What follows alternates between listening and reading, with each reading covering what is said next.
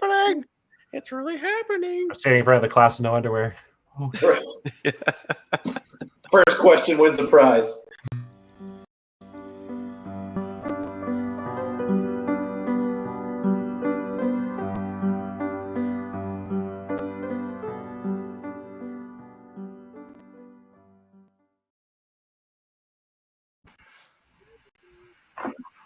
It worked. I looked at all of the YouTube. It brings me to tears every time I hear that. Yeah. Just that I soft think, montage. Maybe the first topic of the day is that should we change the theme song for season 2? Should be like Raining Blood.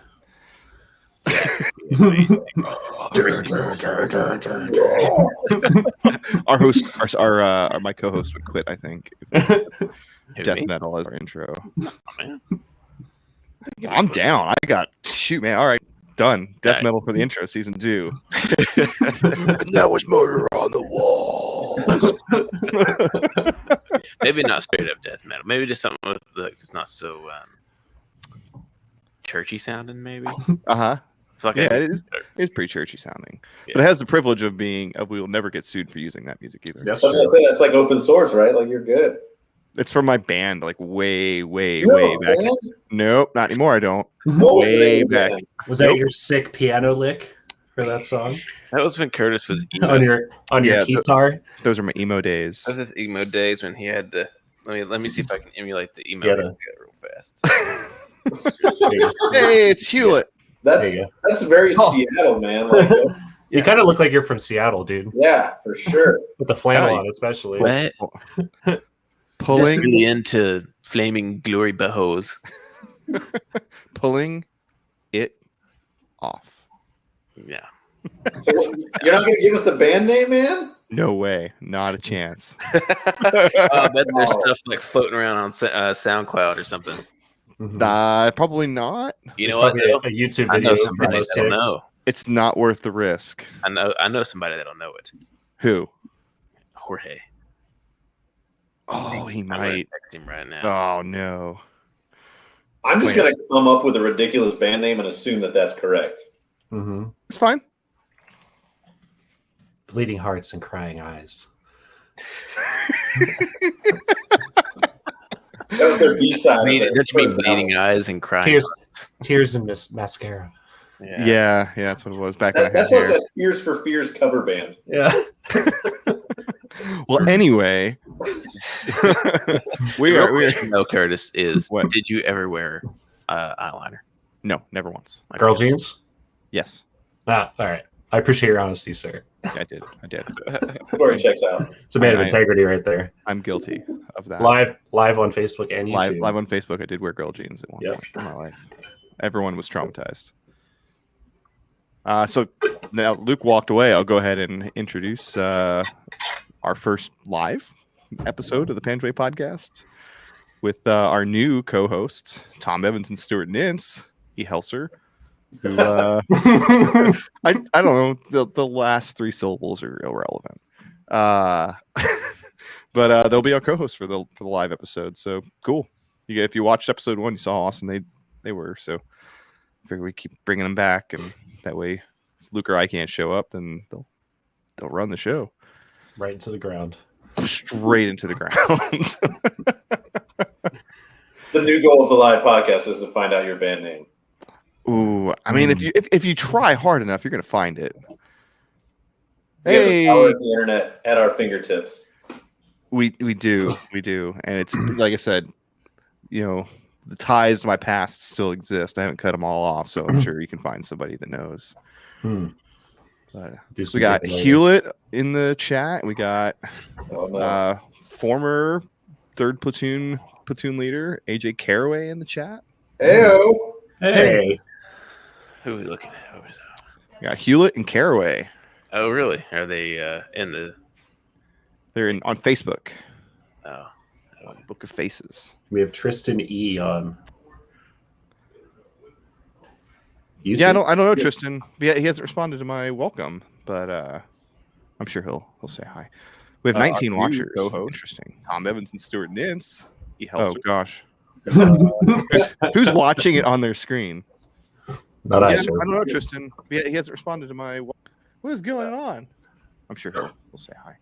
We have 19 watchers. Ooh, 19 watchers. Ooh. Where is this coming from? Whose screen is it on? What happened?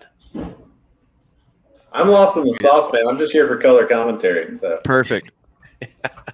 For sure.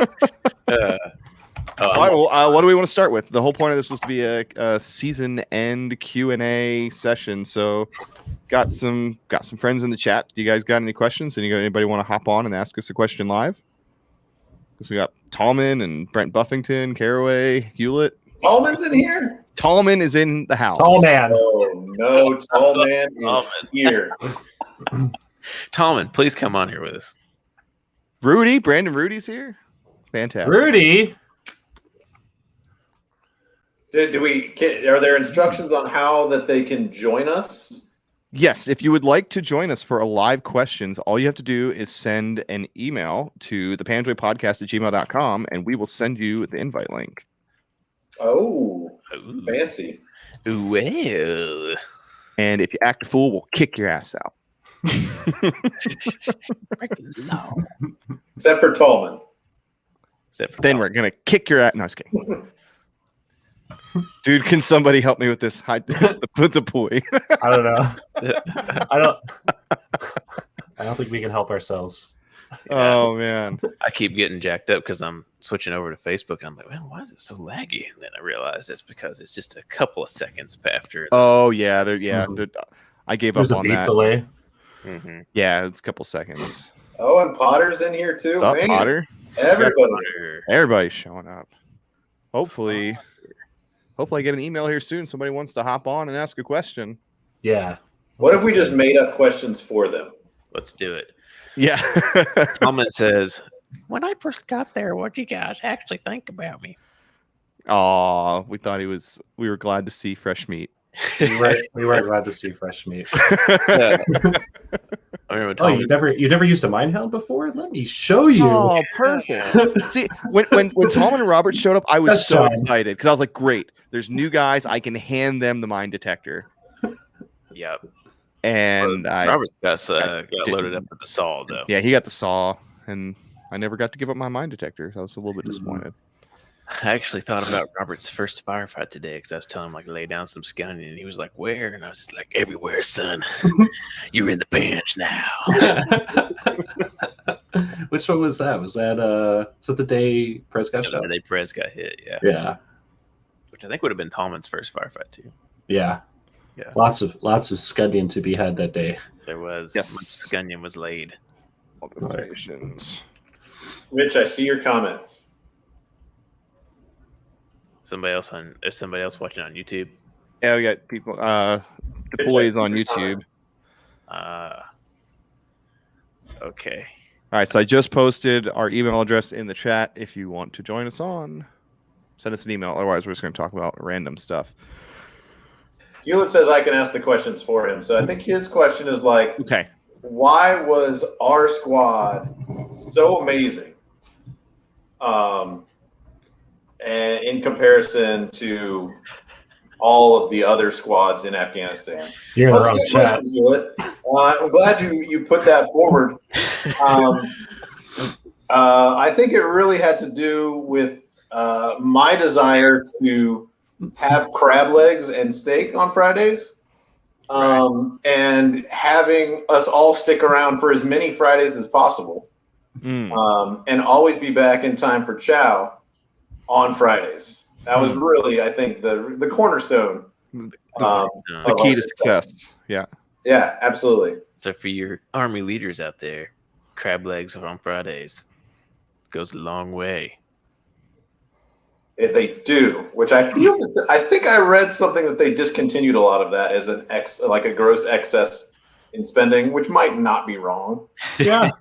In hindsight, but Was it ever really crab legs though? Like real crab legs? look, man, I hope, right? It was things I looked forward to Right. from about Tuesday on. But I feel like how often did we get the crab legs? I mean, I feel like did those come and go, or were they pretty consistent? They definitely came and went. I feel like they came and went, Because right? we only ate shrimp scampi for about 2 months. That's what we had. A lot of shrimp scampi. I remember showing up to the chow hall and beef for like off, man. It's like the 5th day in a row, and I'm like, again, Yeah. shrimp And scampi. it's amazing how much seafood we got. Yeah, being like a a landlocked landlocked country more than 1,000 miles from water. Mhm. Listen, I hope those weren't Argandab shrimp, because if they were, Yeah, so have a good Argandab crawdad yeah, boil or yeah. something. see, in Iraq, we would just buy stuff off the streets. We'd send our terp out, Mhm. like plain clothes. He'd go out and buy us like a plate of rice and chicken. But sometimes he would come back with some tigress fish, and they were disgusting for sure. But the chicken was usually pretty good. Like Did you ever eat the tiger's fish? I ate one bite of one.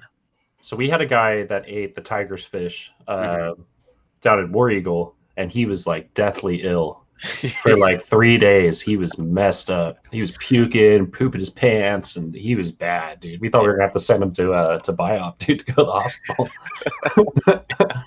What about when you guys were in Pactia, Stuart? Did you ever sample the local wares? We had actually, like, inside our cop, they had a dude, I don't know if he's like a local national who had his own like flatbread, like naan hut. And he would just make naan all day. And so you're like, look, I want like 2. He'd be like, it's $1. And he'd sit there and make it for you real quick. It was the best before missions, man. Cause you'd be like, hey, it's going to be like a 2-day mission. Give me 4 things of naan, give him a couple bucks. And you folded that up in your rucksack, man.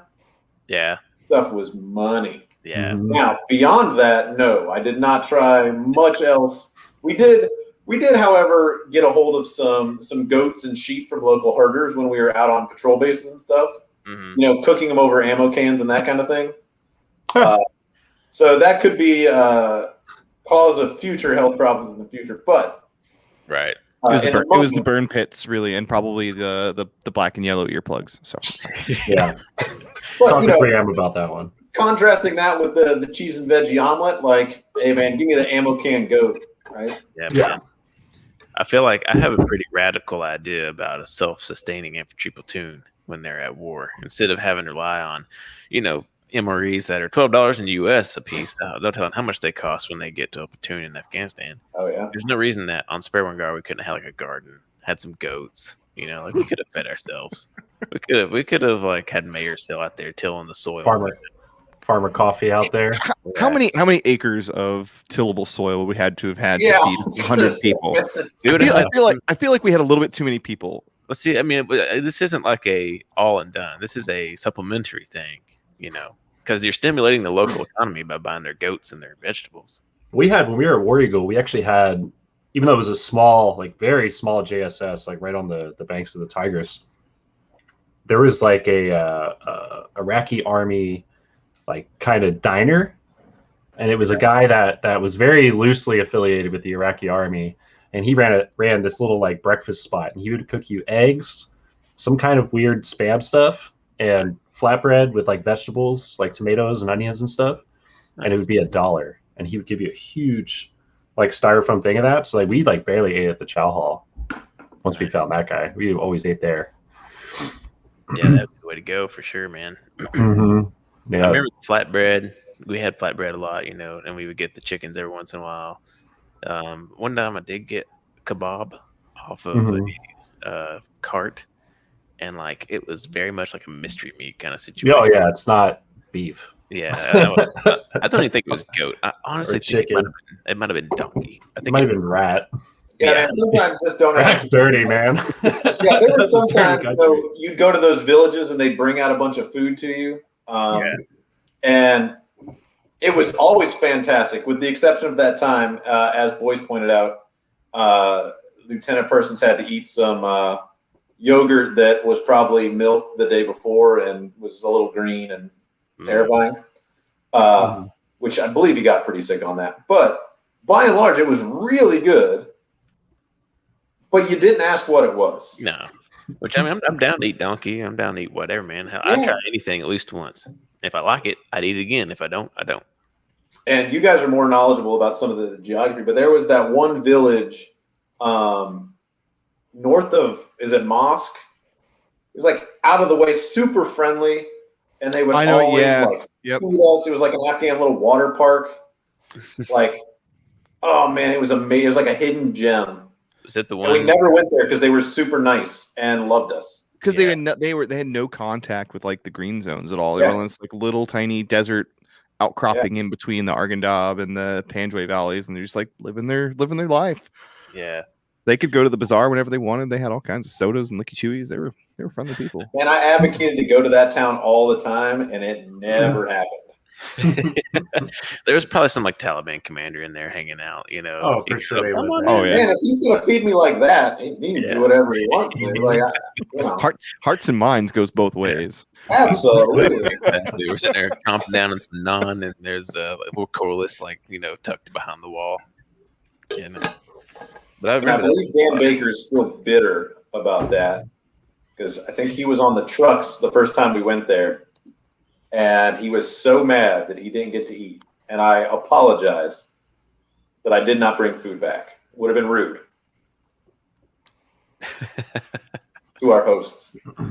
Oh man, to not eat at all. That's right. Who got somebody got Rice Krispie treats sent to them. Was that you, Nince? It might have been. I remember they were handing them out because they were like rock hard, but I was just so happy to have like I remember that something like that. You know, Yeah. I was eating them anyway. I always thought it was you. I forget who it was that had them. Probably was. Yeah, it was like a whole like huge like Like a brick, it was like this big, but it was like a whole like 3 sheets of it. Yeah. All right, guys, we got our first phone-in question. You ready? Ooh. Let's hear Yeah, hit it. Hey, Oh, What's up, dude? what do you want? Rich DePoy. Dude, I look like a 40-year-old Serbian. Isn't that what you are? Yeah, you're right. I can't figure out What club are you going to tonight, Rich? What's going on? You greased it up, ready to go? just for you, bros. I don't mean to interrupt the story or the podcast. I'm technologically retarded. So, Hey, you made it. You made it. Dude, So, I know I was blowing you up. Thank God Nince saved the day as usual. oh, did he? I texted him the link. Oh, Or Curtis, you brought me into that too. well, All right, it's I'm a team sorry. effort. Question, Rich. Hit us Yeah, with that. ask a question. That's what you're here for. Oh man, there's so many. You dudes, man, y'all were warriors, right? So as you transition from being a warrior to like a civilian, what has been the biggest obstacle in your way? Oof. And that's for anybody, because Nince, you're a goddamn gunfighter. We all know that. Curtis, Luke, you dudes. I mean, all you guys were just amazing heroes. So how do you transition from being that to just a regular American? Stuart, you want to take it first? Stuart's been the most successful at this, so we'll let him. There, here we go. That's not true. I think that, I mean, we each have our own like path and journey, right? Like as we get out of the military. And I think Luke and I were exactly the same, where the deployment ended with us getting out of the Army, Yeah. right? Or like walking off the plane to get out. I mean, I think the biggest obstacle, right, is like, and this isn't the right word for it, but you almost have to deprogram yourself, because the Army is very good about making sure you're in the right mindset to get the job done, right? Oftentimes that mindset doesn't translate really well to the civilian world, where, it's not something where, whoever's in charge says something, it gets done, no questions asked, go for it, right? Oftentimes it's a lot of dialogue. It's, a lot of compromise and working through problems as a group where there's not maybe a defined hierarchy. And sometimes you have to kind of deprogram that And it's hard. I still find it hard to break some habits. Like I actually had a conversation about this yesterday. I still am 15 minutes early to everything. Right. And it drives me nuts because I end up leaving for things a lot earlier. And I end up doing a lot of waiting around in the car. And sometimes it's rude to be significantly early to things. Yeah. But like you get programmed, and it's a good habit. I'm not saying it's not a good habit, right? But yeah, it's just one of those things you have to realize that the military is a very specific job that requires a lot of skills that some translate and some don't to the civilian world. And you just kind of need to navigate your path. And a lot of people gravitate towards professions and occupations where you can use a lot of those military type skills. And it works, and people are very successful. Right? But if you want to be a kindergarten teacher, right, some of those skills you need to just dial it down a little bit. Right? Like, and for those of you that are teachers, hey, my hat's off to you because you have successfully deprogrammed a lot of that stuff, and that's awesome. Tom? Ooh, so I pretty much everything Nitz said. Like I got out, I think one of my biggest obstacles was, how you said, kind of deprogramming or getting used to working in the civilian workforce. Cause I went from, being in the Army to bartending and on like right in front of the beach in Santa Cruz. Oh, and poor it was cool. Like, don't get me wrong. I had a great time working there, but I think the hardest thing was, going from, the military to customer service. Yeah.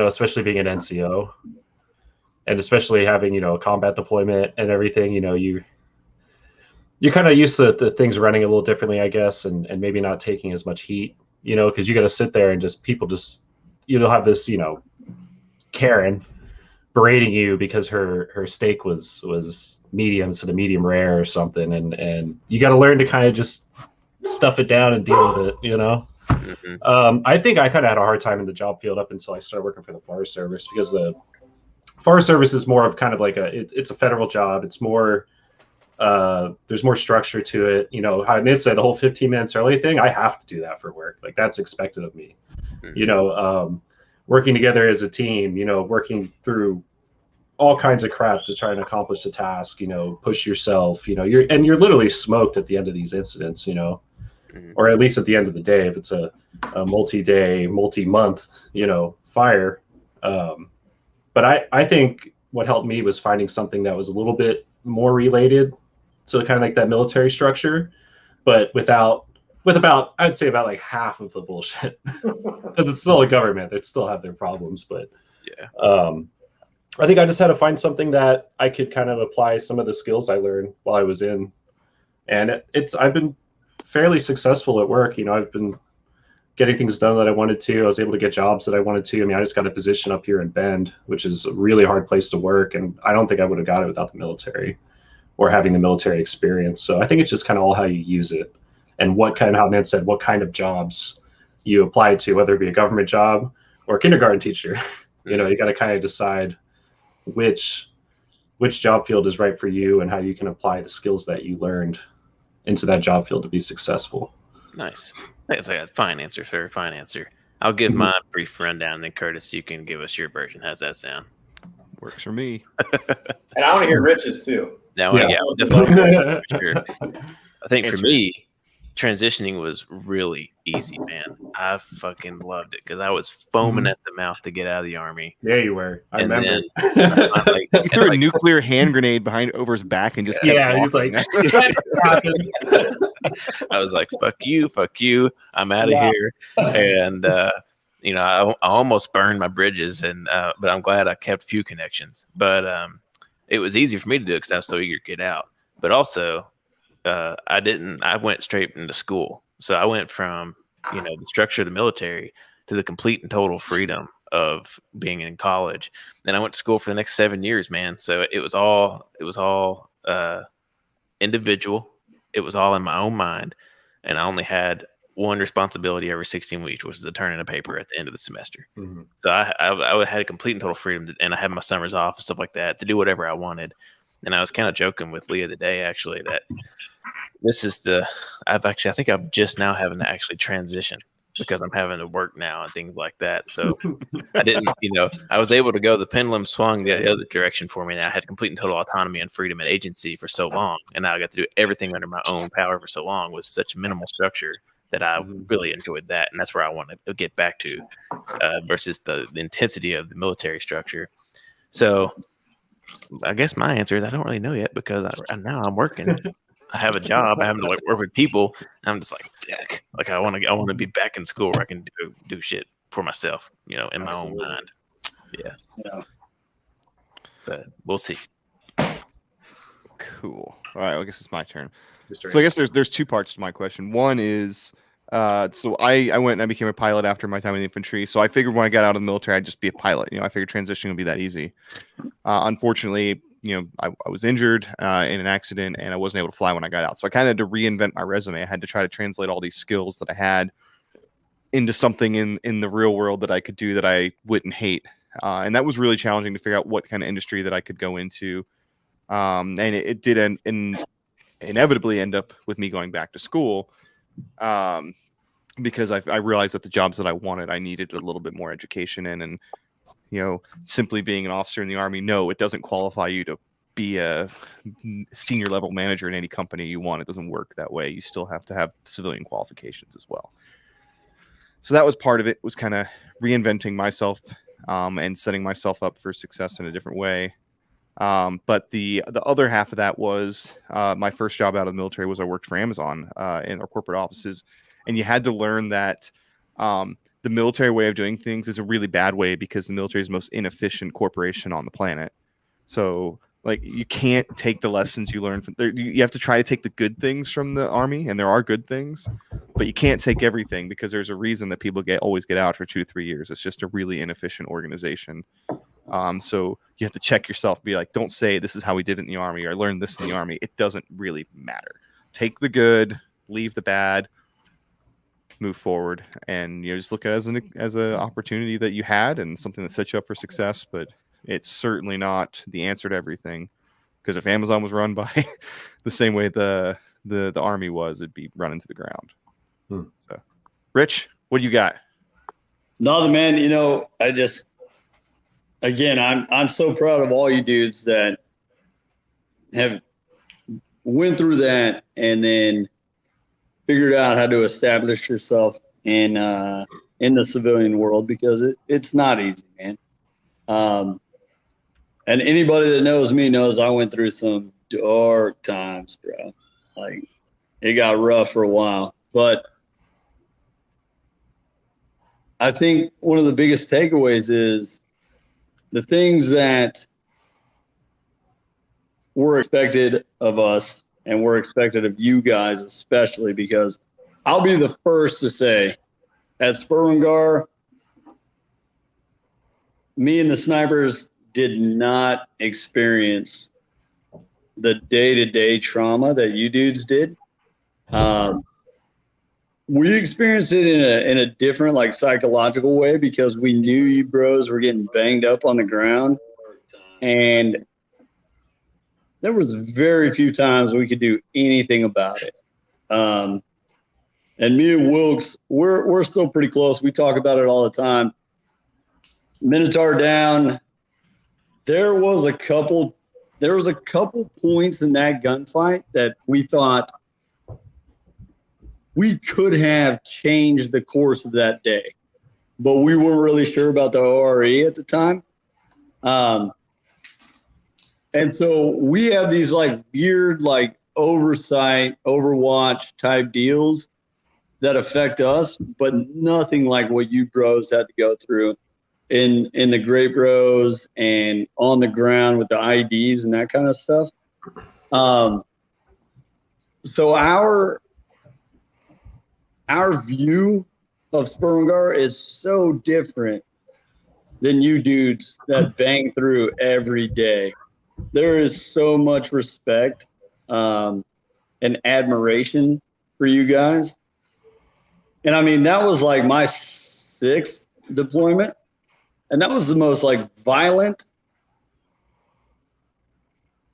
There was no opposition. From my perspective, always on the defense, right? But for some of you dudes, that was your only experience at war. And so learning from that and going forward, I hope anybody that's listening to this, especially Luke, especially Curtis, Nince, you can go fuck yourself because you're a goddamn gunfighter and you're expected to be better. But you dudes, you did something special there. And I know it's very hard to move forward and realize that was only 9 months of your life, but it shapes the rest of your life. And you could take it in a positive way. And I've listened to every one of you bros' podcast. And the different guests, Perez, Smothers, Lieutenant Colonel Kitching, Kohler. After you guys' podcast, me and Kohler got back in touch, got to talk to him for a little bit. And everybody's exploring life in their own way now.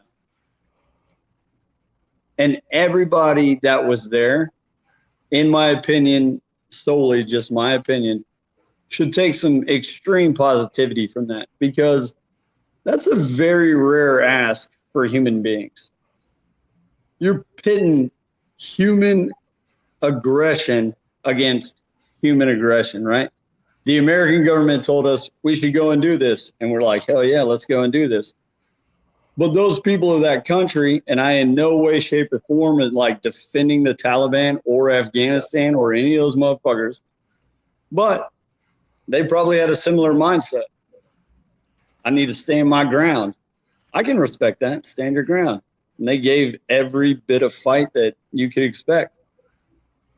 So to come through that, and then the struggle for us, I think as American men, is to get back into civilization, right? Because their culture, their civilization is you fought off the infidel, you fought off the invader. They kind of melt back into their culture. Our culture is, especially now in 2021, hey, there's no aggression, there's no fight, there's no need for that. We can just talk it out. So I imagine a lot of dudes are kind of struggling right now, but I hope anybody that's listening to you guys' podcast, and I don't mean to be taking up a lot of time. I know I am right now. You're good, man. Yeah, it's very important for you dudes and anybody that hears this to know you went and did it, right? You were asked to do something that minimal human beings in the American culture could do, but you did it, and you should be proud of that. And now that you've come back, it's okay to accept that, hey, that kind of affected you in your brain. PTS is a real thing. You have to find a way to be successful and be comfortable with being successful.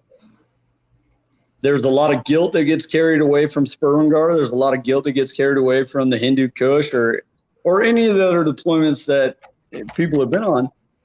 But bros, you went and did exactly what was asked of you. And you should be proud as fuck of that. And when you move forward in your life, you have to carry that pride with you. It's nothing to be embarrassed about. It's nothing to be guilty about. It is only something to be proud of. You find those points that I succeeded when it was difficult. Do you know how easy that is to take into the civilian world? Because everybody else in the civilian world is like, oh my God, I worked 8 hours a day and I didn't get a 30-minute lunch break. It sucks, bro. I was wet and cold for 3 days and got banged up on. And that's no discredit to them. They could never understand that. It's not their place to understand it. Respect that they're just normal American citizens but take pride in the fact that you are an American warrior. And that phrase gets thrown around so frequently. But guys like you dudes and everybody that fought at Spurwingar are American warriors. You etched your name into the gunfights. Be proud of that shit. Take it forward.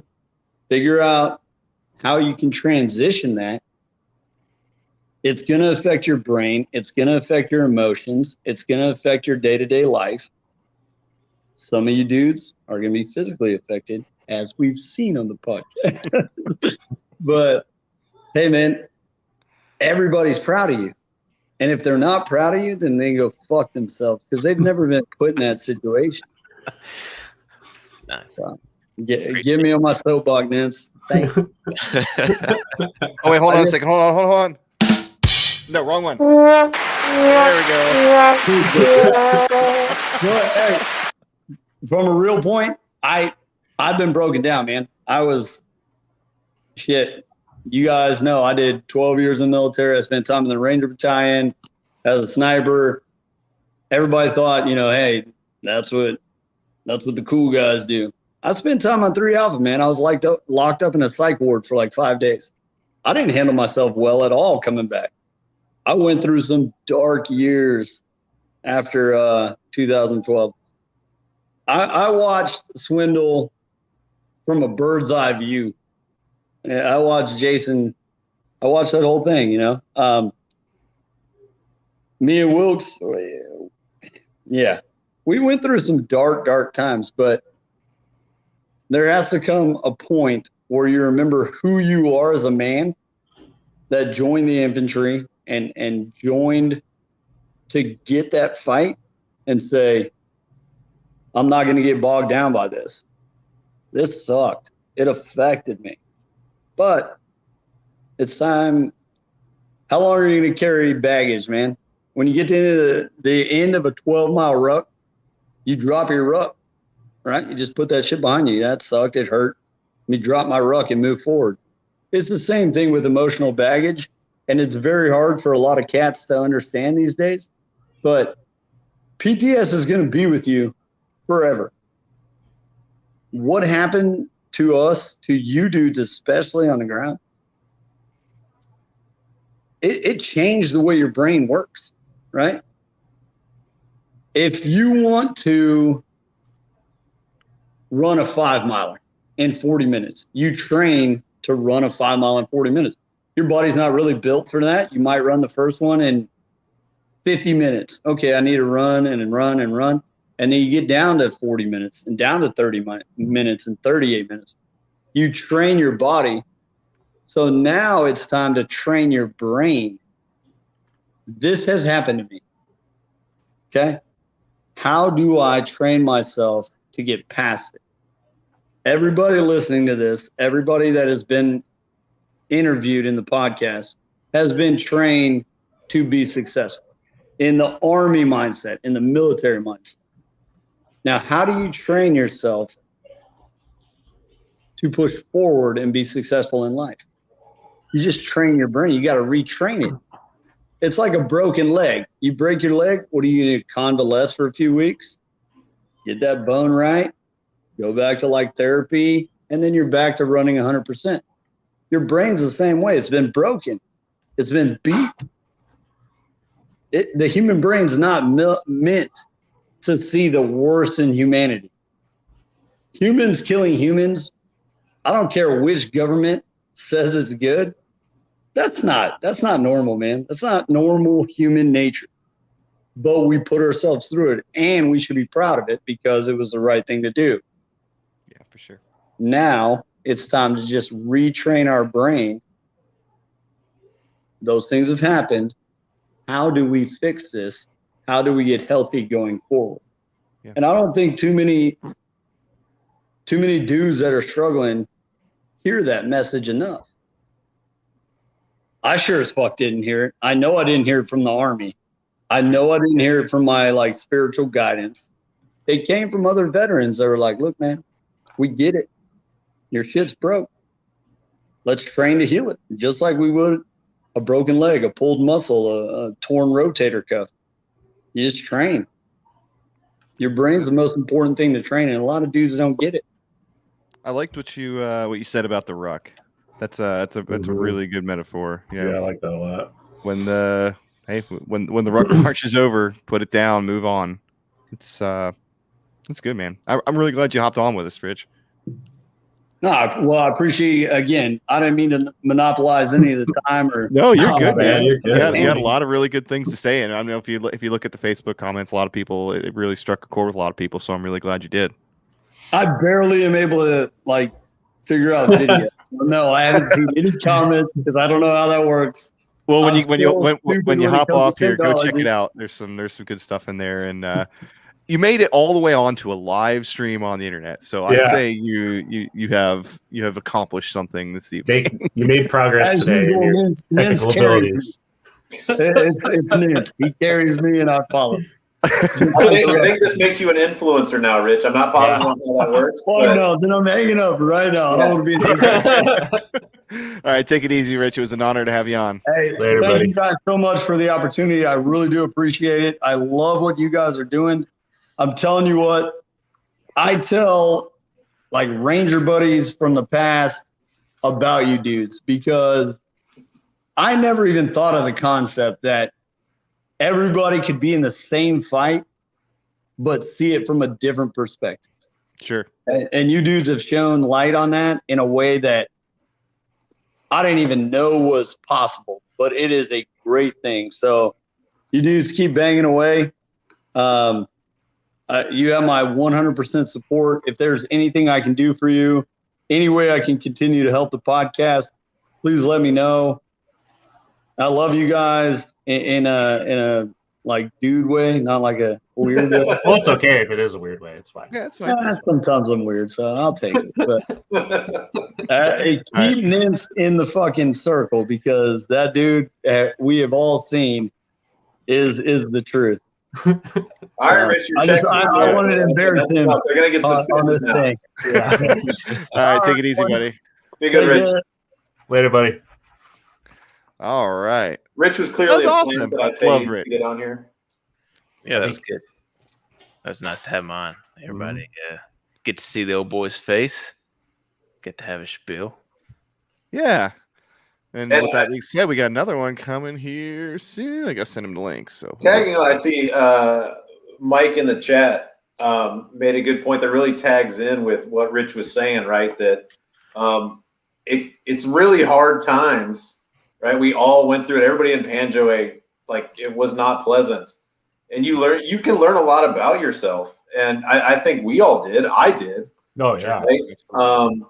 But and like you said, it's never gonna leave you. It's a part of you, right? And it's harnessing the things that it did show you, right? Yeah. Like it tested your limitations. Obviously, we were all pushed to our limits, right? And sometimes when you get the limit, that's when you learn, right? People that never failed something haven't applied themselves fully, right? Like that's the way it is, right? They haven't tested their limit. And it'll never go away, right? It's a part of you, and you just need to learn to embrace it. Yeah, it's just how you use it.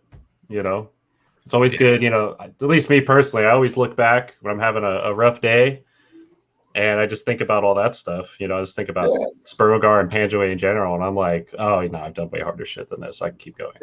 Yeah. So no matter what's going to happen today, nobody's going to be trying to kill me. Exactly. Hopefully. Yeah. All right, guys. We have another live question coming from the one and only Corey Tallman. Tall man.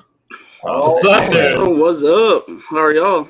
Good, man. How Doing you good, man. doing? How are you doing? Hang it in. Yeah, that could be better. Just fighting depression last 2 weeks or so. Well, talk to us about it. What's man, going what's on, up? man?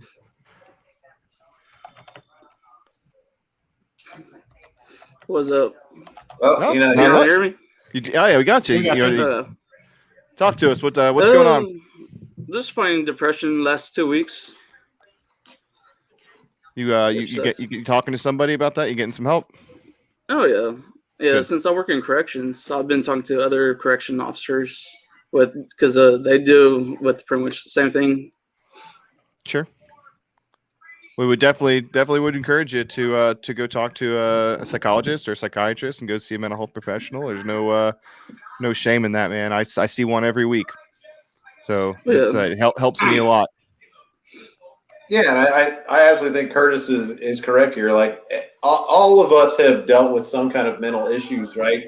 While we're in or while we're transitioning out, and it's it's gotten a lot better now about removing the stigma. Like I think people understand that like it's okay, right? Everyone deals with some stuff, and you need to talk to someone, be it a professional or your friends, people that were there with you, right? Because they can have the perspective to help and understand. But like removing the stigma about just talking about it, right? Like you're not wrong for feeling a little rough, right? Or a lot of rough, right? Rich touched on that. Like we did things that you shouldn't have to do.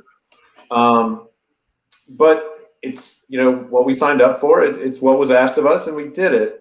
And now you need to work to make sure that you get a nice even keel, man. So I'm glad you're seeing someone, and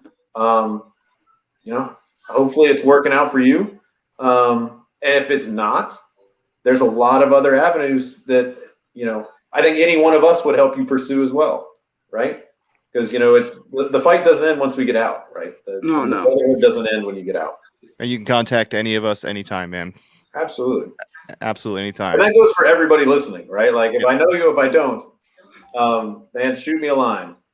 I'd love to, help anyone going through some stuff because, man, we're all in it together, right? Absolutely. Tallman, what's your question? What you got? Oh, so what happens if a bullet hits a grenade, Claymore? What happens if a bullet hits a Claymore? Remember that one mission? Expert on that. Yeah, we probably have to phone a friend on that one. Have to outsource that one to one of our EOD friends. Is anybody from EOD in the chat and can answer that one for us? What happens if you shoot a Claymore? We almost found out. And there was almost only one host of the Panjwai Podcast. Yeah. So here goes my internet expertise, Barrick's lawyer, delving in here. C4 needs pressure and heat to explode. So theoretically, you can light C4 on fire. You could, shoot it with a bullet. It should not go off. The real catch there is all those steel ball bearings that are in a Claymore. So honestly, I don't know. I'd say I wouldn't want to find out. I came a little bit too close to finding out, but I don't know, Tom. What do you think? Do you think it would blow up? And I want to do a legal disclaimer here. We got a combat engineer in the chat. Yes. We don't encourage anyone to try this, to try and answer the question. Please do not do that. If you do, this is official notice of the Panjwai Podcast and its affiliates. Encourage you not to do this. Yeah. Do not shoot a Claymore. Do not shoot a Claymore, please. We're told C4 is very stable, and my understanding is it is C4 and a Claymore. So, vis-a-vis, you should be able to shoot a Claymore. But let's just not.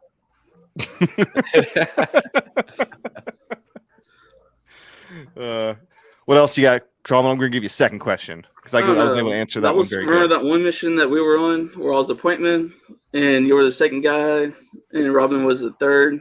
Yep. And Roberts was the fourth? Yep, I do. And I had a Claymore on me that day. That's why. Yeah, that's a good reason to ask that question. All right, well, we're gonna carry on. Tallman, I'm absolutely dead serious. If you need to talk to anybody in any way about anything whatsoever, just hit us up either on the Instagram or whatever. I'll give you my personal number. You can chat anytime. All right, will do. All right, thanks everybody. Thanks for stopping by. All right, and to further, please do not shoot Claymores. We do not advocate that, no matter how safe it may or may not be. Let's just not do it. Also, sorry, Corey, I stepped away there, but I've seen my dad off, so. don't think he quite understands the concepts of live streams. It's all good, man. But yeah. Yeah, to be clear, we are not advocating the shooting of explosives unless it's tannerite, which is its purpose. You are Don't supposed put to it in shoot a there. lawnmower. Don't put it in a lawnmower, definitely. And don't put it in brush and start a 40,000 acre Yeah, don't start. wildfire. Yeah, on my gender. forest. No tannerite gender reveal parties, please. We will. Thank We, you. we will. We will. Oh man. Oh man. I almost went to that fire, dude. I was literally on the way to it, and they redirected us to go to a different one. Really? Yeah, Jeez. it's like it was like 30 miles away from my station. Do you think you'll be as busy in Oregon as you were in? Yeah, this year Yeah. is probably going to be worse than last year Yeah. for sure. From the fuel model projections and the weather projections, they're anticipating drought starting next. Well, it's already here and now, but it's going to intensify pretty much all through the summer, starting next month. So usually for California, at least Southern California, fire season doesn't really pick up until like August or so. But it'll probably pick up earlier this year. Up in Oregon, it'll probably pick up earlier this year. I mean, they've already had a few. They've been able to get them contained rather quickly because it still is early in the season. But I think shortly after I come on next week, we'll probably be running and gunning. So I would expect to see another above average fire season, in my humble opinion, Yay. from my You are a minimal fire knowledge. expert. The rest of Yeah, the- that's Yeah, pretty sad. Yeah, but you might actually be able to call that an expert opinion. Yeah. And for those that aren't aware, Tom is a wildland firefighter. That is what he does for a living. So sexy. It is pretty sexy. That's a sexy job. Well, make sure you tell your congressman that so they pay us more. Oh, now we're greedy. You can make more at McDonald's than doing it. Yeah. That's pretty sad, actually. That's So pretty it's just like the infantry. Yeah, it is. It's very, very comparable. Like I was saying before, it's 15 minutes early. You especially when you first start, you show up, you just put your head down and you listen and you dig, and that's all you do. It's very much like the infantry. You show up and you shut your mouth and you learn. Yeah. And then when they start asking you questions, then you can open your mouth. But it's cool, man. It's a cool job field. There's a lot of vets that are involved in it. There's actually a guy who runs an Instagram page called Veterans in Fire, and he throws jobs out there all the time, trying to get people jobs in fire, specifically wildland fire. I actually had a guy I applied for a few jobs in Oregon, and this guy from the BLM, Bureau of Land Management, called me, and he was super stoked that I applied because he was in 464. Oh, really? Yeah, like back in the day, and he was all like, "Oh man, like, do you want a job? Like, I'll give you a job right now." Because I don't think he ever expected to see a 164 thing come across his desk, DD214 or a third ID. But I told him I had to decline the position because I took the one in Ben. I told him, I was like, "Hey man, I'm like, sorry, I won't be able to sing the Dog-Faced Soldier song with you every morning, but maybe next year." And he laughed. He was like, "Oh man, I haven't heard that song in ages, but I still know all the words." Oh no. But he told me though, it. if anybody wants a job at Wildland Fire, he can hook it up. So Don't There you go. be Frodo. So do you guys, Let me know. since there's so many veterans and combat arms in fire, do you guys like fight fire like super soakers? we Or, do have like, pistols. Throwback? Like, We do have pistols that shoot like little flares out of them. well, that's not a good way to fight a fire. No, it's works better than you think. My knowledge of It doesn't- firefighting is quite limited, but It doesn't make sense until you actually see it in practice. When people, I used to think the same thing, and people say like, "Oh yeah, wait, you burn stuff? Like, aren't you supposed to put it out?" But it's like eliminate. Simple Takes the fuel answer. away, yeah. It's eliminating the fuel so the fire can't continue to burn, more or less. But there's ways to set up the fire to where it burns into itself, to where it doesn't spread. You just have to take into effect, topography, wind, fuel type, all that stuff. So that seems hard. it is, and that's why I'm not a burn boss. I'm just the guy that carries the torch and does what he says. Hey, burn that way. Okay, I got it. Yeah, I found Big, that. big lines are Is a little dots. flamethrower. Yeah. So I hope you have a World War II style flamethrower. dude, they have some crazy shit. Let me tell you, dude. Like, not everybody gets them, but they have. I seen this thing. It's like a Tommy gun that shoots these little sausage flares out of it. They have a like this paintball Gatling gun thing that they have in helicopters that they can shoot out. They have some crazy stuff that they just they field, and I think some units get them, kind of like the Army, but they don't go like Forest Service wide. They have some weird stuff, man. Some weird toys. It's almost like you see some of the equipment we have, and it's almost like a first grader drew it up with like a crayon. They were like, "Oh, that's a cool idea. We can make that." like a Minotaur. Yeah, like Minotaur. Or like helicopters that carry torches on the bottom of them and light stuff on fire. Or, have you or seen the drones that have the flamethrowers on them? I've seen them. I've never seen them in practice. It's pretty wild. They burn plastic bags off of power lines in China. That's their entire crazy, dude. What? Yeah, That seems like a Chinese thing. Yeah. Oh yeah, it's definitely a Chinese thing. It's just like it doesn't. That's not like a full on flamethrower. It just shoots a burst just enough specifically to melt. Just to melt the quick plastic out. Yeah, pretty wild. All right, so as we get towards the end of the hour here, we don't want to go too long, but I would like to see. Hopefully, we can get one more person to hop on with us, and while we wait for that, to see, just kind of let everyone go around, because everyone here was either a host or a guest on season 1, and just see what your kind of everybody's favorite parts of season 1 were. Well, I kind of want to ask you guys, like, you guys, so you've run through the full season now, right? Yes. Yep. And you guys have sat down with a lot of people, and a lot of people that you haven't even had on the season, right? That are coming in season 2 and things like that. Mm-hmm. What do you think you've got? And I know you touched on a little bit in your last episode, but did you gain some perspective, I guess, on maybe how, I don't know, I'm trying to think of a good way to phrase this, but like, did you get a sense of community or, some of the shared experiences and things like that? But is there like an overall sense of the unit or an identity from the unit because of that specific deployment? That was a run-on question, and I'm trying to form it. It's, but just, what did you guys get from this podcast about the unit and Panjwai in particular that maybe you didn't know before you started? I'll start. I'll let Luke finish up. So one thing I definitely pulled away is that we have a lot of company level unit cohesion. And absolutely the bayonets at Spur One Gar, and then even extending to the guys at Kenjakak, because they were our guys too. That was our platoon. So there's definitely a lot of bonding with those guys as well. But it's all very separate from 164. None of the unit bonding that we feel or that has come across in at least in this season and so far in season 2 extends to the higher battalion. It's all pretty much company level stuff. And also most guys feel a lot more connected to 123 than they do to 164. There's we keep saying there's another podcast for that discussion. Maybe this is it here. But we never really felt supported by 164. Yeah. We didn't feel that our battalion commander 164 really had our best interests in mind, and we were glad to be under Lieutenant Colonel Wilson Rutherford, who we did feel had our best interests in mind and was taking care of us and did treat us as if we were a Tomahawk.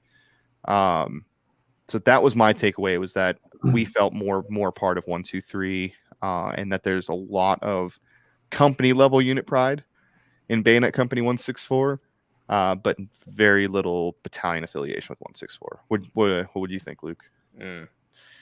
Yeah, I would definitely agree with that, man. I mean, me personally, like, I have my own beef with 164 and how it was ran and everything, and the kind of, not just the way we were treated, but just the kind of tanker bullshit.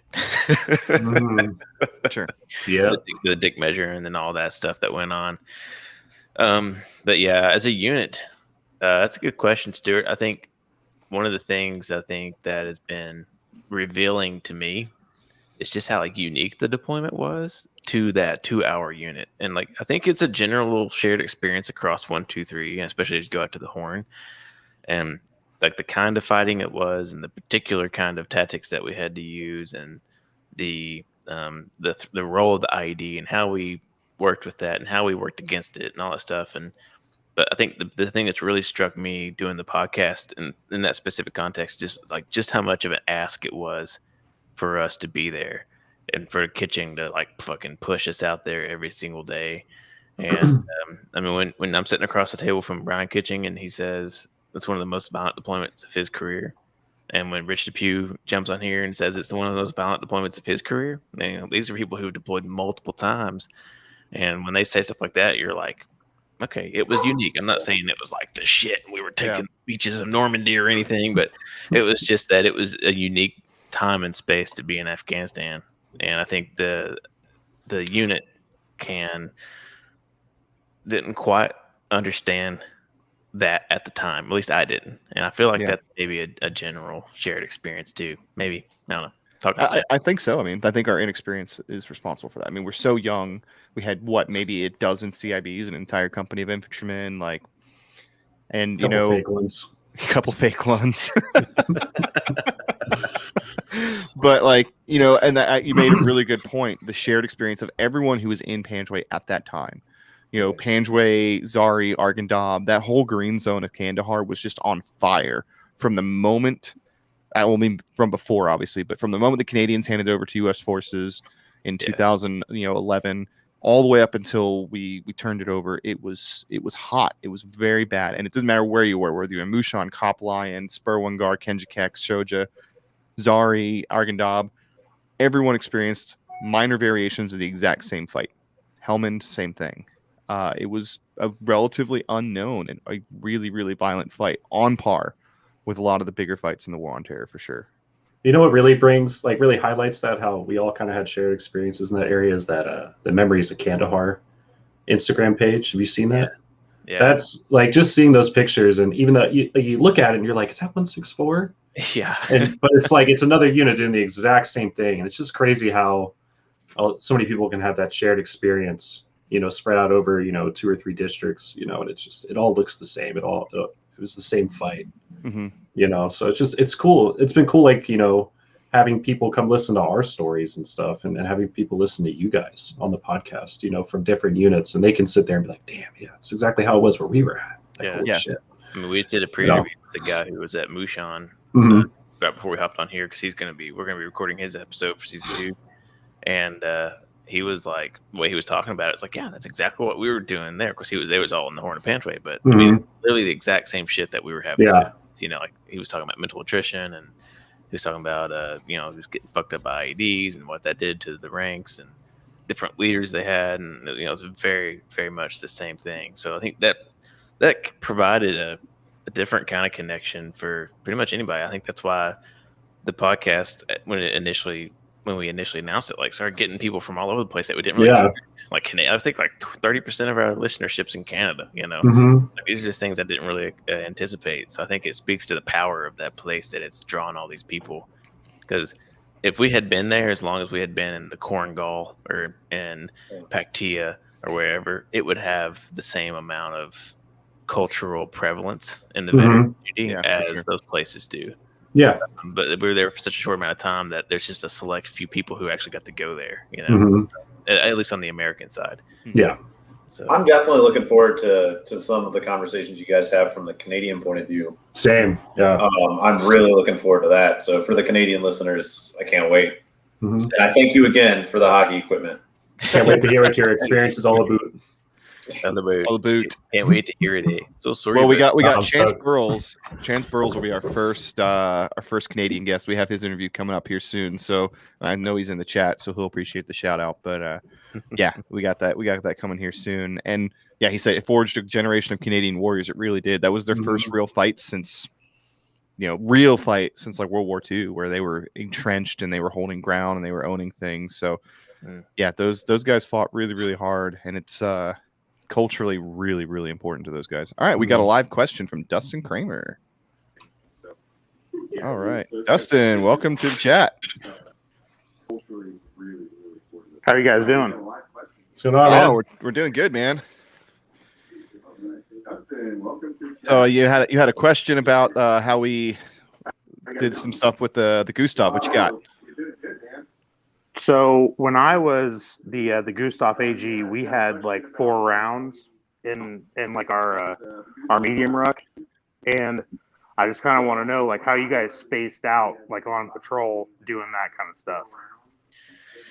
Well, do I take Go. Go ahead, Luke. Half the Gustav team's in here right now, so Sing me the story of your people. Well, first of all, prelude. It dawned on me today that the last time I ever pulled the trigger in combat was on the Gustav, and I was like, that made me happy. But yeah, I think what we had, like, it was me as the gunner for the most part. I think it rotated depending on missions, but for the most part, it's me as the gunner, and then depending on who I was with, usually Tom as a Gustav team leader if he wasn't clearing with Curtis, and then we had the medium-sized rucksacks, and somebody would carry 2 rounds. Mm-hmm. And if we were lucky, we had 2 people carrying rounds. We had 4 rounds in total, like y'all. So yeah, we usually carried 2 airbursts and one of the like HEDP rounds and one just like regular HE. I think is how we did it. Or maybe the regular HE could be dialed to do airburst. I can't quite remember. The HE can, the HEDP couldn't. HEDP was just straight on something. Yeah, okay. As far as I remember. Yeah. But then we also had the Plachette rounds, which we never carried. No, I carried it the whole time, and I wanted to use really? it so bad. We never got to shoot it, so my ass always had to carry that one back. You know, 'cause I remember how stoked everyone was after you shoot it. You're like, oh, thank God I got to shoot these fucking rounds. I'm gonna carry them anymore. It's like 15 pounds out of your bag, you know. Yeah, you were very excited when you got to ditch a place take a goose round out of your bag. And you need HE? I have one. Here you go. Dustin, I will say, like, it came with like those plastic carriers for the rounds. Mm-hmm. Yeah, like we didn't use those. We took those out and we just packaged them loose and wrapped them in clothes and stuff so they wouldn't bang against each other. But that took up too much room in the packs, and we were also carrying line charges and C4 and hides and bats and batteries and mine hounds and all that crap. So I enjoyed being an AG as well, because all I really had to worry about was those 2 rounds, and I even figured out how to carry those 2 rounds without carrying a backpack, which was the greatest patrol of my life. But so Dustin, how prolific were you guys with the Gustav? Did you use it a lot? I know that our 1st and 3rd platoon used it a lot. As 2nd platoon, we never really did it. I know as like the AG, we probably used it only 2 or 3 times, but I mean, our other platoons used it a lot more than we did, so it is what it is. I would have preferred to use that more than the 240, but you know. Yeah. Woo! The tick in the Gustav box on that one. Fuck the 240. Team Gustav. Whoa, I'm not going to say fuck the 240, but okay. I'm not going to crash the 240 at any time, but I would say, well, if you have to hump the 240, fuck the 240. If it's mounted on like a crow system on a truck, or behind, if you're up on in a guard tower somewhere, then hell yeah, rock it all day. Well, we didn't have the Bravos, we had the Limas, so we were carrying lighter ones. We did too. Nice. Yeah, we did too. We're tankers. Come on. Baby tankers. Baby. you keep that Tankers. Curtis, all right? All right. Thanks for joining us, Dustin. That was a good question. Yeah, no problem, guys. Good day, Dustin. Good to see you. Take it easy, man. You too. Cheers. Cool. All right. Well, let's Tom, what do you got for end of season questions? Oof. Comments, concerns. What does season 2 hold? Can we get a sneak rundown of a couple episodes? Sure. Sneak preview tucked in the live broadcast. Yeah, I mean, this is kind of part of season 2 of the weekly live broadcast. Let's see. I would say one of the big ones is someone who might have been there when the Lions of Kandahar, the events of that book unfolded. That's true. Yep. We might have a couple people that were. I have a couple of people That'd be interesting. who were helping take Sperwangar. Yep. Which that's pretty cool. That'd be cool, because I'm pretty sure like everyone at Sperwangar read that book. Yeah, I definitely. know I did. I read it like twice. Yeah. We've got a couple of randos that are just like that just happen to have like little tiny connections that kind of help give us a bigger perspective on Kandahar and what's going on out there. Mhm. We've got the legend Russell Ho coming up. Oh, hell yeah. Yeah. Yep. That'd be cool. Yeah. We just recorded his interview. That was really the good. EOD master. The EOD master. The guy who's like, yeah, I was fine with IEDs. I was scared of gunfights. I'm like, whoa, you got Panjwai backwards, bro. He says that, but he would come to me often and be like, "You need a couple guns, man." I've never run into another group like that, and it's insane. He would come and be like, "You need some gunfighters," and he never shied away from a fight, man. And I have so much respect for that man. No, dude, they were almost always out there with us. I think that was like a big difference from my first deployment, from like going out on route clearance, driving down whatever road in Iraq, and then you're like, oh, we have an IED here. Oh, yeah, just hang out, wait for route clearance, and it's like, SpongeBob like 6 hours later, and you're still sitting there, and you're like, what the fuck, man? Whereas like at Spurwin Guard, dude, they were like, you turn around, and you're like, oh, there they are, right there. Yeah, they're on patrol with us. They're right in the file. So it's cool. It's cool working with those dudes so much. And they were all gunslingers, all three of them. Aaron Korea, John Johnson, and Russ Ho. Yeah. They were far more than just EUD techs. They were out fighting. They loved it. It was awesome working with those guys. Yeah, Carrera actually is Carrera, right? The guy that caught one to the helmet, in between his helmet and his face. Yeah, literally. Ooh. I don't know if you guys were out there at that. It was the last patrol. That was the last one, like when the helicopters were supposed to pick us up. Yeah. And it went between like the little ear cup on the side of the helmet, and it literally snapped his helmet strap, like a little slice down his face, like just a little like superficial cut. Jeez. And then hit the back of his helmet and like went around the back side of his helmet. So dude almost got domed. That was my last. Like literally 2 days later, I was at CAF waiting on the airplane. So that would have sucked to have had to deal with that. And I wasn't there last patrol, obviously, because they were there for like another month after us. But that's what you call. That might be the closest of close calls I've ever heard of. Yeah, it's pretty close. That's not even inches; it's millimeters. That's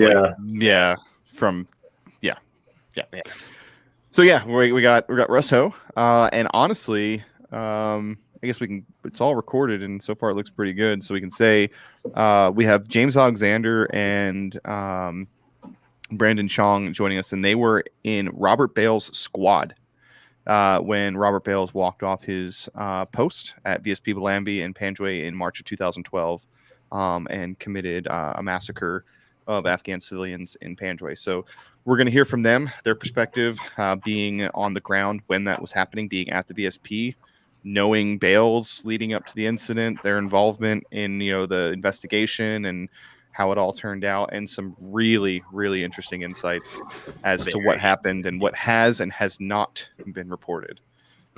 So there is new information, well, not necessarily new, but not very commonly reported information. Previously unreleased footage. Mostly previously unreleased information that they're going to be sharing with us. So it is. No, that's going to be a really interesting one. I'm really looking forward to that. And we are opening season 2 with that. So that'll be the first 3 episodes of season 2. It's a special 3-part episode that'll be in 1 week. So only a couple days in between those, so you can get your fix real quick. What else we got? We got Canadians. We got some Canadians coming on. Yep. Hell yeah. Yeah, the dude who runs the Op Medusa Instagram page is going to be hopping on, and we're going to jump on his podcast, and then he's jumping on our podcast. Oh, well, that's a different one. That's Chance Burles that we're doing a podcast with. Okay. But the guy that runs Op Medusa is hopping on with us also. Curtis is the mastermind behind us. I'm just the face. Our brothers from the Great White North. Our brother, or the Great White East, okay?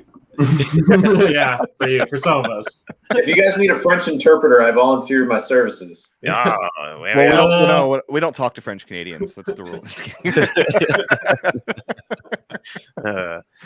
I mean, we're booked. Man, we've almost booked every single interview slot for season 2. Like it is like down to the last 2 episodes. So like it's crazy how quick it fills up when you're doing 1 interview a week, which is why I'm really glad we're doing this, because this is getting us a chance to talk to people that may not want to do a full interview or may not have the time. Because I'm not going to do this forever. Luke's not going to do it forever.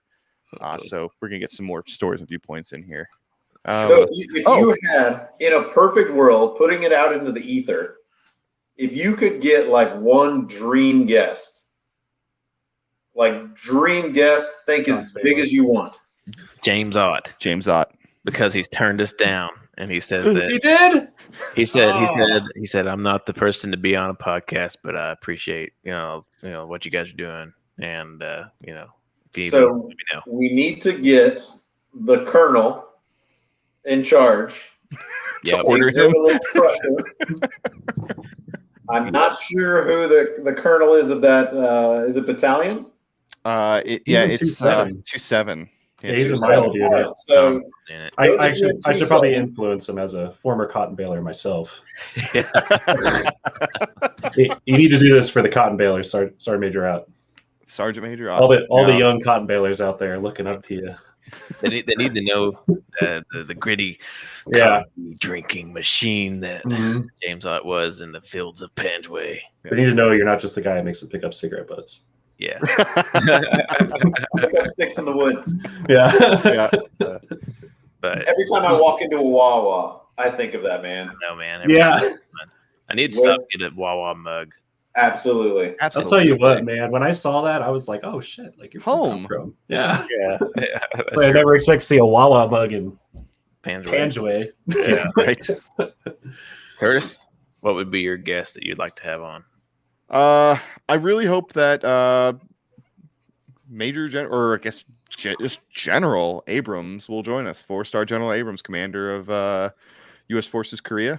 I'm hoping that he'll join us. He follows us on Twitter, He and does. I believe we have the right connections We through do. some of some commanders and former commanders that he might be willing to hop on with us as long as we don't make an ass out of ourselves. So I would really love to hear his viewpoint as a incoming 3rd ID commander South. taking over RC South, where he has 1 battalion in his AO that is, and really just One 2 companies 2 companies. Yeah, I guess Charlie. that are getting into the fight that have those broken TV patches on. So I'd love to hear his viewpoint on that. And our company has a special love for General Abrams We do. and what he And did. apparently for we're us. by ourselves because everybody else, like all the 4-2-3 guys that replaced us, they're like they did not like him.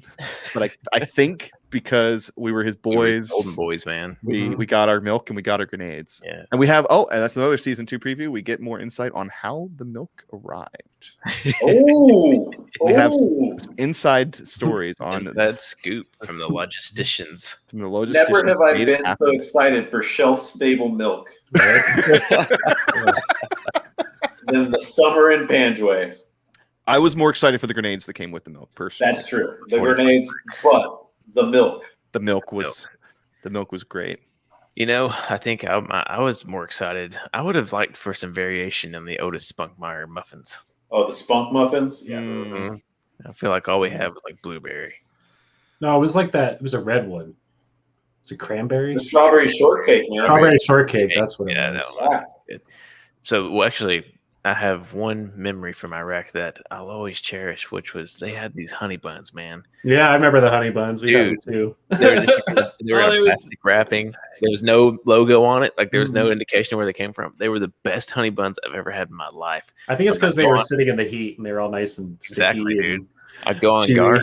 I'd put it on top of the roof of the guard shack Yeah. for like an hour, and it would literally Oh, just yeah. bake up there in the 115-degree heat. And I'd pull it off and just melt in my mouth. And I've never been able to find those honey buns. So if there's anybody out there that knows who the Army gets their honey Mhm. buns from, Just a hint of cinnamon in them. Yeah. Too. You can see the little flakes. they were just like the perfect size. Very They're like delicious. about that big. 15 or like 5 to 10 seconds in a microwave, and it's just Yeah. Mhm. It was 30 really minutes. good. I feel that we could have a whole one of these live thing just on like the food of the food. military. That'll Mhm. be the next one. yeah. Because we can do everybody that. has their own little things that like, oh man, I loved that. And then another person be like, that was the most disgusting thing I've ever had. I Yeah. can't even smell that without vomiting. First, here's something that's going to really bring you guys back, and we will save that for the full conversation. But I want to see the recall in your eyes when I say first strike MREs. Yeah.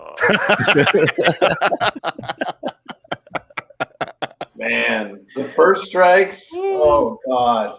We were so excited we got those because Everyone's they were first different. experience with first strikes, you think they're the best things ever, and then like the third one you have, you're like, what disgusting stuff did they pull this Oh. crap out of? Kind of sadist design these things. Jeez. That's where we'll lead. That's what we'll lead off the next, like the live stream, the food live stream on. Make sure everybody's eating something. I might make some shrimp scampi. Ooh. I know, No. Ooh. it's gonna be steak and lobster night. Yeah. Should we make it authentic? Should we try to procure some sort of? Well, you have to find it in a large, It's like hard. 20-gallon bag. Yeah. Right. I need. Is Burdette on here? Where's Burdette at? Yeah. Where's Hoxie? Hoxie! See.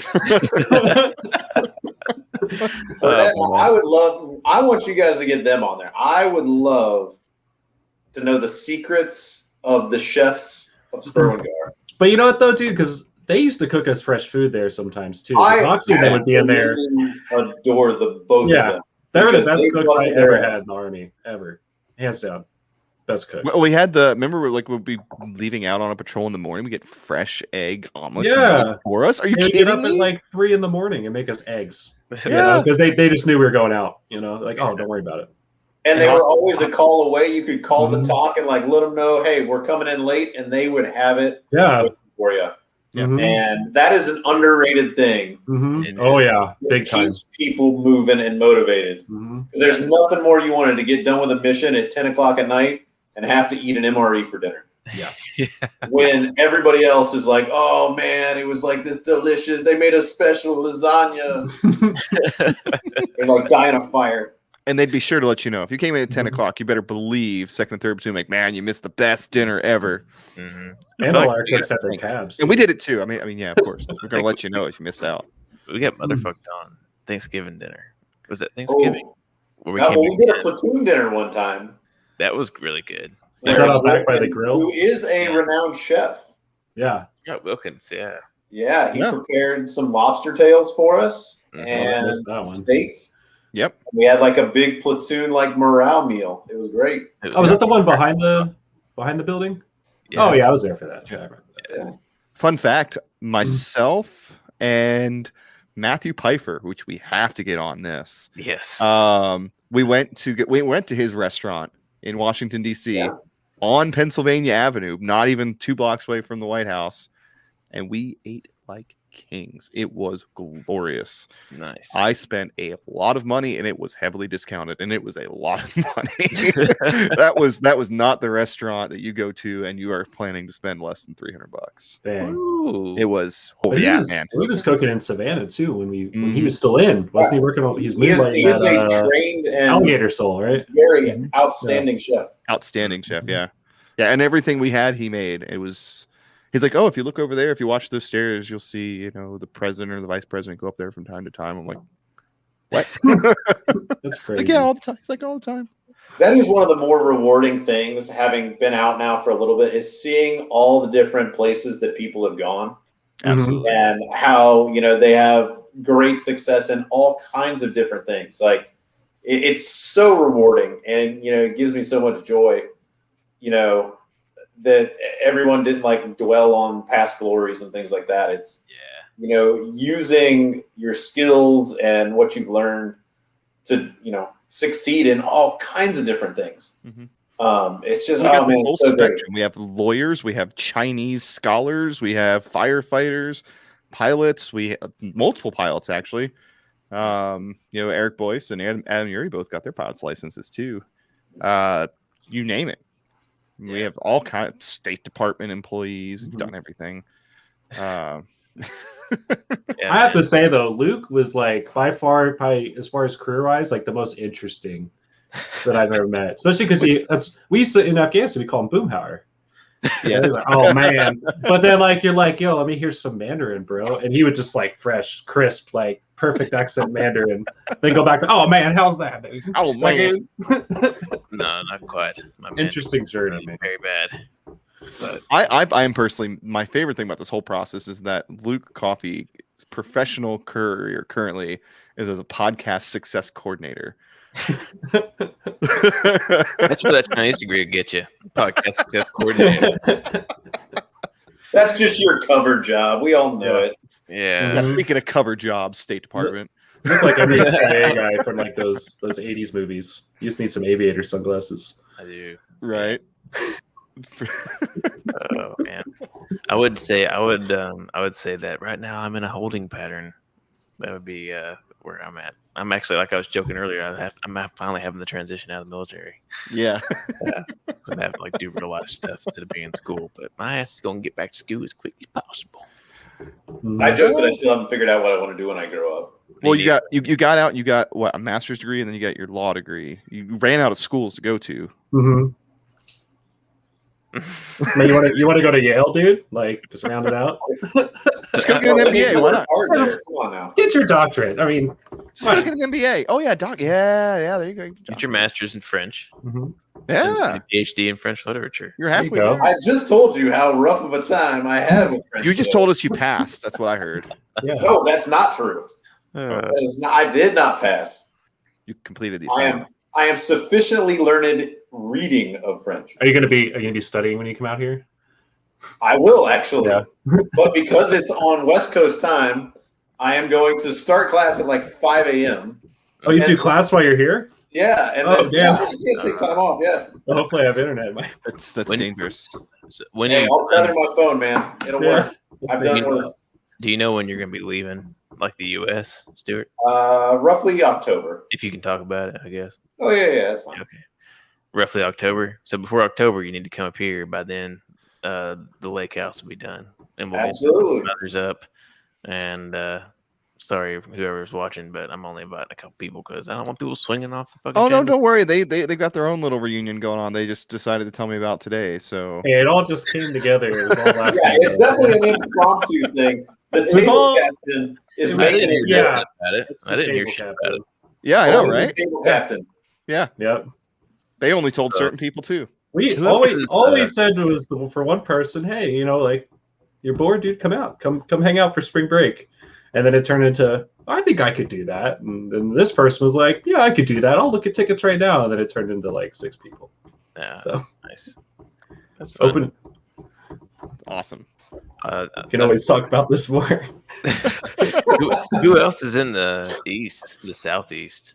The Southeast? Cameron Brown, You got a few in Florida. Orlando. Kobos is in Fort Stewart. Well, he's in Korea right now, but Yeah. Mississippi, Alabama. We got old Jasper, Alabama. Oh, Dusty yeah. Smothers. Yep, Dusty Bama's down there. Yeah. Mhm.